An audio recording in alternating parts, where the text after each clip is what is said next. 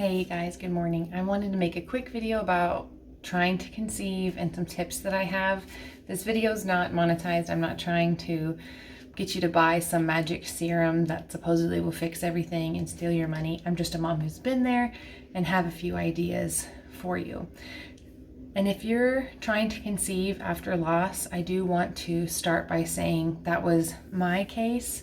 We lost our son Judah in the second trimester and then had a miscarriage. And it was a very long journey until we finally had our son Oliver.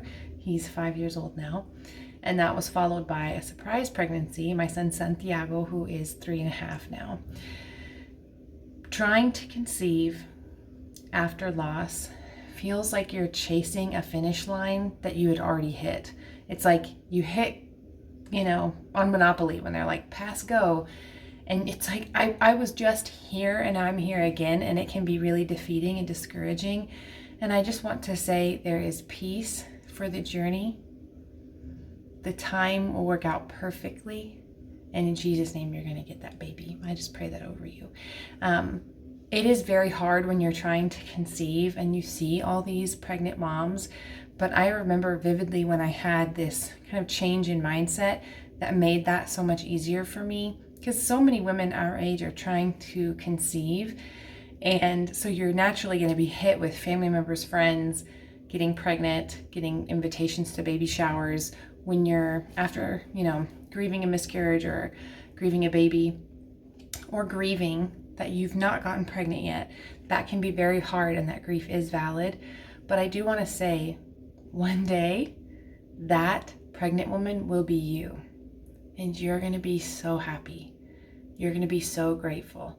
And an important thing to remember is, for them, they're happy and they're grateful, and I just want to celebrate with them rather than take away from their joy with my jealousy. I'm allowed to grieve that hasn't happened for me yet, but I don't have to take away from their joy. And I think those two things can live in unity, even though it doesn't always feel like it. Sometimes we think, I can't be excited for them and grateful for them because that hasn't happened for me yet.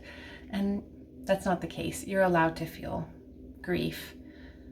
And then when you get pregnant, you're allowed to feel joy. Just like if you're experiencing pregnancy after loss, you're allowed to feel excited for your current pregnancy while still grieving the children that you lost, child or children that you lost. So I did feel like that was an important caveat if you're on this trying to conceive journey, just to make the emotional roller coaster of it all a bit easier, because that's another thing that's really hard is every month you're ovulating and you're like, it's go time, it's go time, it's go time. And then there's nothing to do but wait.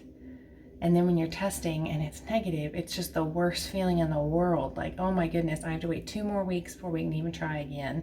Another month before I can even test. How many months will it take?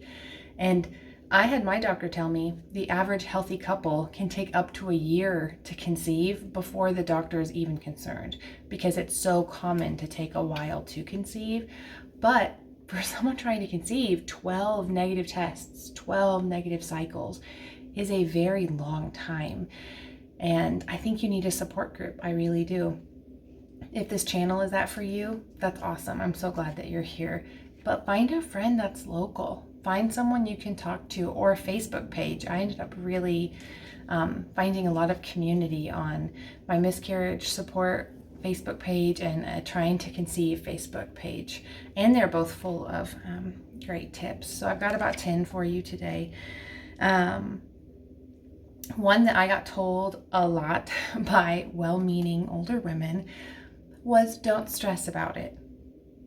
You'll get pregnant when you finally stop stressing. That's not true. That does not play a role in when you're going to conceive. Stress does not affect your hormones as much as they say. Lack of sleep is important. Sleep is important. I can see lack of sleep having an effect on your cycle, but you're stressed about work. You're stressed about finances. You're stressed about a family member that's not talking to you. Like, you're stressed about trying to conceive. Stress is a normal part of life. If you want to lower your stress, go for a walk. It completes that fight or flight response reaction. It completes that cycle. If you just go for a walk and go for some movement and get your heart rate up, it's going to also make your heart healthier and your body stronger. And you want to be strong because in however long it takes you to conceive, plus 9 months, you're going to be pushing out a baby. You need strength. You need health. So don't stress if you're stressed. That is okay. That is allowed. But go for walks. Get out in the sunshine, even if it's cold. I promise that will clear your mind and make your body healthy. And consider strength training. It does not have to be bodybuilding. It does not have to be anything crazy, but lift weights a few times a week and try to make them challenging. So if you did something with a 10-pound dumbbell, try the 12.5 the next week. Or if you did 10 reps, try 11 reps the next week. And over time, that will really help build muscle mass, which is going to protect you through menopause and protect you through pregnancy. Because when you lose weight after pregnancy, you're also going to lose muscle. But you just lost muscle after 9 months of being sedentary. So it's very important to go into pregnancy with muscle and then attempt to maintain some of that health. Another thing I was told was before you even start trying to conceive, so if you've not done this yet, pause the video, add it to your cart at Walmart's, and then continue. Get a prenatal vitamin. That is very important. Preferably one if you can afford it. I couldn't, but if you can afford it, get one with bioavailable folate. Folic acid isn't as bioavailable, and that's very important. And the folate has to build up in your system so that when the baby's born, the brainstem is one of the first things to develop, so that folate already needs to be in your blood system. So be taking that beforehand. That's why they recommend omega-3s. We need them for our brains. That's what gives us that BPA, PHA, all of that. I can't even remember the words right now because I'm focused on making this video. But look for a bioavailable folate, take your vitamins, and eat healthy. I would say focus on fiber, focus on protein, focus on whole fruits and vegetables. Do not restrict in any of the food groups. All of them are necessary, right? You've probably seen that funny clip, your brain runs on glucose. It's true, you need carbs. That's what your muscle needs to burn energy to move, and it needs protein to build more muscle. You need protein to build the baby's muscles. You need calcium. Babies leach calcium from your teeth. I got a cavity every single one of my pregnancies, even the ones that weren't to full term, because there's still just so many building blocks that baby needs at the beginning. And so you need to have all of that in your system ready to go. I highly recommend that. As far as books, there was one book, one program, I'd say, that I recommend just to everyone I can. It's called Sperm Meets Egg. It tells you when to make love, how often to make love. If you, just to be really frank, make love too often, the sperm count decreases. And so you need sperm count high on certain days, but it also takes into account how long sperm can live inside a woman. So even after you clean up afterwards, those little swimmers can be in your fallopian tubes waiting for you to ovulate. So it's actually really helpful to make love a day or two before you ovulate so that those little guys are ready and waiting and right where they need to be and have a head start getting to the finish line. Sperm Meets Egg covers all of that. I am not a specialist, but I highly recommend that book. And then when it comes time to test, so sorry, speaking of tests, there's two kinds. There is an ovulation test and there is a pregnancy test. The ovulation tests can be bought cheap on Amazon, but they can be really hard to read because when that ovulation hormone spikes, when your temperature rises, if you take basal metabolic temperature, all of that can be helpful. So can just being aware of your body and mucosal changes, arousal. There are so many signs. Just have an idea tracking your cycle when you ovulate. And if you want to get specific, then it's great to take those tests. I did not. I don't think that played a big role because we were following Sperm Meets Egg. We had a long amount of time covered so that we could conceive if it was going to happen. And it does not always happen. pH, sperm count, which side the egg drops. There's a lot of variables and it's not going to happen every month, and that is okay. It just is an emotional process, and I really get that. But those ovulation tests can be helpful, even just to give you one more thing that you're aware of. Sometimes all the data is helpful. It just is all helpful. The other test is pregnancy test, and you can buy them bulk off Amazon. I think that's a fantastic idea. The dollar store has pregnancy tests. Walmart has really cheap ones. They were like $1 when I was testing. The only thing I will say is steer clear of blue dye. If your test has a blue dye on it, that dye can bleed and give you a false positive. And then you think the worst, right? You think you were pregnant and then had a miscarriage. So I did still use my blue dye if I had it on hand, and that's what we happened to buy. And sometimes you can't always tell on the outside of the box. I would use it up, not going to waste it, but I always had to confirm on a pink tests. And you can test early. You can test 5 days before your period. The chances of getting a positive that early is rare. Depends on the woman, depends on the cells that are multiplying and how much HCG they produce. Can't hurt, but that false negative might be hard. With our miscarriage, I got nauseous really early on, and I knew I was pregnant, partly because I was so aware and I was monitoring myself because we were trying to conceive. So I tested 5 days before my cycle, 4 days before my cycle, and it was positive on more than one brand, and continued to be positive. However, I started losing the pregnancy a day after my expected period. So I'm thankful that I had tested early so that I had those 5 days to feel that joy, to feel that love and connection, to pray over my baby. I think that was a gift.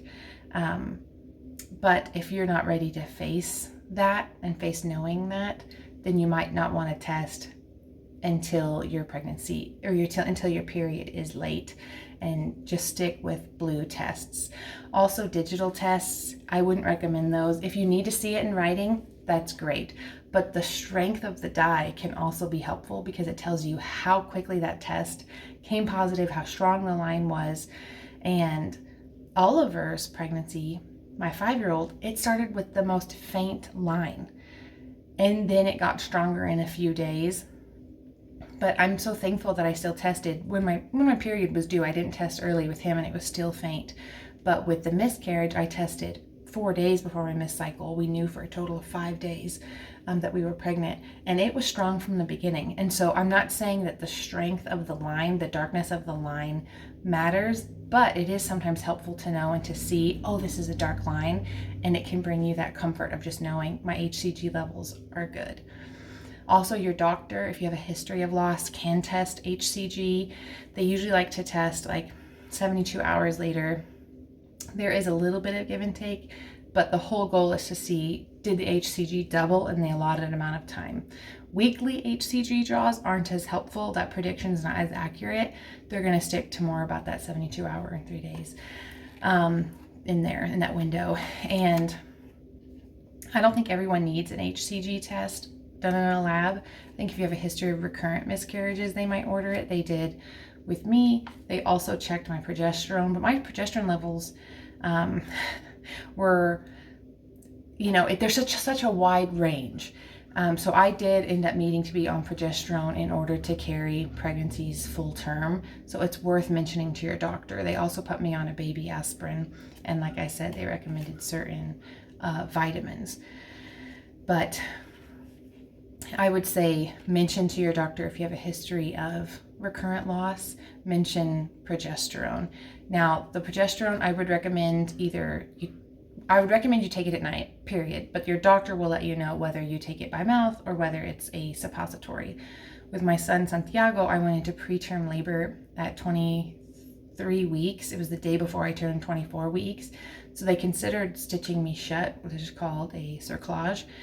And then decided I was too dilated. I was already 3 centimeters, and that would send me into labor. So instead they had me do progesterone suppositories with Oliver because I had had recurrent miscarriages, and I had preterm labor with him as well. They had me do it orally because I wasn't already dilating. They were able to stop the contractions in time with Oliver, but I just needed progesterone. I couldn't do it. I don't think I have cervical insufficiency because that didn't happen with Oliver, but I needed progesterone, and so I'm so thankful to have it. And my doctor had me fill a prescription so that as soon as I got a positive test, I could start taking it. But take it at night. And the reason I'm saying that is because in my case, it made me extremely dizzy.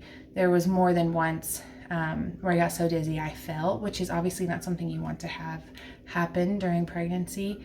I hit my head one of the times, thankfully not too bad, but I just felt like suddenly I was an invalid because I had brain fog, I was weak, and dizzy, and it was just best if I took it at night, though I did still have side effects. So I don't think that you should take it unless it's recommended by your doctor because of those side effects, but I did want to mention it in case it's something that you need. But those are my tips. I will say it took us a year and a half after having Judah before we finally conceived Oliver. And it was a long and hard journey. I have Judah's birth story recorded on my page if you have experienced loss as well and just need to hear another mom's story. Let me know if you want me to share about my miscarriage. Wasn't handled the best. I was living overseas, and third world healthcare is just quite different. But in the United States with my sons, thankfully, I've had great healthcare every time. So let me just pray over you, over those that are trying to conceive, and then we'll close out. But God, I just thank you for these women. Thank you for these soon-to-be mothers. I pray, Lord, that you would open their womb. I pray that you would gift them with children. I pray that you would fill their home with laughter and sticky fingerprints and the precious sound of little feet running through the house.